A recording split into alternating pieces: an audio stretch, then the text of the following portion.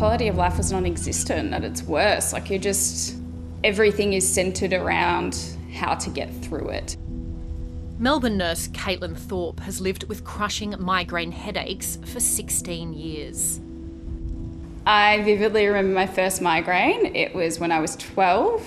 I remember because it was the day before my grade 6 graduation and I was still groggy and out of it for that. By the age of 22, she was suffering migraine attacks for more than 3 weeks of each month. Imagine you get a vice on your head and you tighten it and just keep tightening until it's so painful you vomit. I can't walk straight. I could just basically lie there. Migraine isn't just a bad headache. It's a neurological disorder the same way that MS or epilepsy or stroke or Parkinson's disease are neurological disorders. It's not just something that people can take a Panadol and it'll go away. Headache specialist Dr Elspeth Hutton is treating Caitlin Thorpe. When people get more and more frequent headache, they become more likely to transform into what we call chronic migraine. They get severe pounding headache, but they will also get nausea, vomiting, very marked sensitivity to light and noise, and for many people, smell. They can get trouble thinking, they can get off balance. Hello, buddy. Unable to make plans and often reliant on family to care for her, Caitlin's condition also took a psychological toll. There was a degree of hopelessness. You're just constantly trying to find that way to get through it and then eventually get to the point that you're just trying to accept that maybe it won't go away. In 2018, Caitlin was granted free access to migraine medication on compassionate grounds. This medication has been completely and utterly life-changing. Now I know what quality of life I can actually have and how amazing life can be and what you can do. Over the past 18 months, migraine-specific medications have been added to the PBS. Neurologist Dr David Rosen says it's led to more affordable treatment options for some of his patients. They're expensive treatments, these new treatments, therefore they're really only available on the PBS, be too expensive privately. And for patients, I think it's important for them to understand that there are new opportunities and that there's quite a bit of optimism, if you like, not only for these treatments, but in the development pipeline, there are other forms of CGRP-related products that are coming along which might also be very effective in certain types of migraine.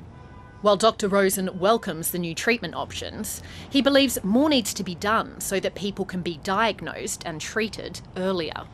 So in something that is really so common, so disabling and causing so much distress at an individual level, there's always room for improvement. And part of the reason for that is that it's underdiagnosed and undertreated.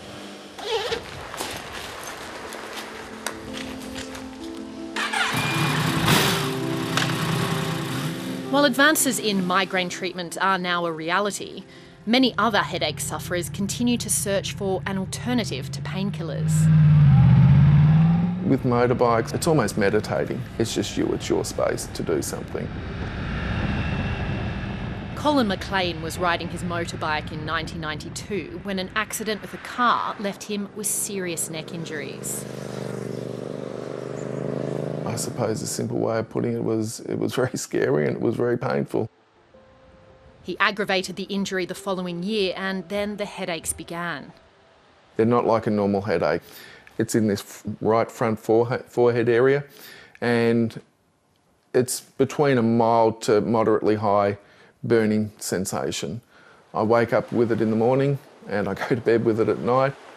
Over the years, he's tried everything from nerve block injections to physio and a range of pain medications. Fortunately, I've got a very supportive family and we're a good unit, but it gets you down some days. It gets you right down some days. I took anti-inflammatories for quite a number of years. If you take enough of them for long enough, you will give yourself a stomach ulcer, and I had the joy of that about 5 years ago, and spending a week in hospital while they fix that up. Colin is now trying a hands-on therapy called the Watson approach with physiotherapist Roger O'Toole. The Watson approach was developed by Dean Watson, who's an Australian physiotherapist. Roger has used the technique on hundreds of patients. What it involves is really testing whether the structures at the top of the neck are irritating the nerves that go up to the head and the face. Let me know when that starts easing off. It's literally pushing on the neck to see whether those nerve pathways coming in from the neck are actually connecting with the pain pathways going up to the head. There is no recognised scientific research to prove that the technique works, but for Colin, any improvement is welcome. Medication-wise, I'm taking very minimal. My headaches they're not where I want them to be, but they're greatly improved on what they were.